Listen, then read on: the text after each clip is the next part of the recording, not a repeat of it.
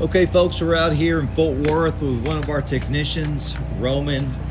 He's been with us for about 10 years. Ooh, look how soggy that is.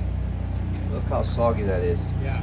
So what we got going on here is hypoxia in the root system, calcification of the root system. Look how easy that pronger goes in. I mean, it just goes straight in. So we got a higher pH in the soil. Anytime you have pH that goes above a 7, this is probably right around like almost a 9 from the oversaturation. You're gonna get calcification in the root system. So what we need to do is drop down humic acid. This is from the oversaturation. This is what's going on.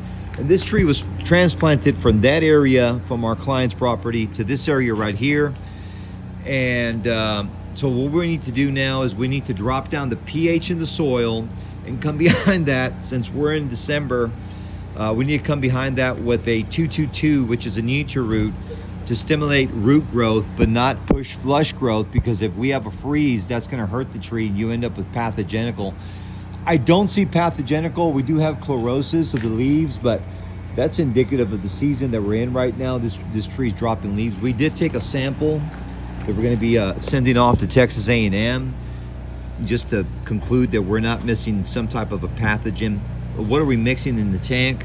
We do have an antifungal on there, a small amount of microdosing, just so we can start preliminary treatment on it, of propiconazole, a little bit of agrifos. I mean, I'm talking about a little bit, like 25 milliliters for the tree, for both trees, which is this real small amount until we get back a conclusive diagnosing from the lab.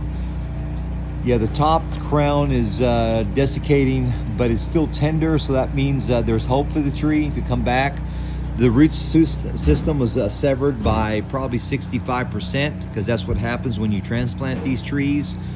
So I think the tree's just getting hypoxia, too high of a pH on there, and it's suffocating. The root system is suffocating. There's no drainage in here. I'm going to get with the landscaper to put in a drainage system, and we're going to dry out the root system on here. You could use an aerospade tool, but right now it's too wet to be doing that, to expose the root system so the root flare can dry out. We're getting a lot of rain. That's what's going on. So that's our diagnosing and a treatment plan on these trees.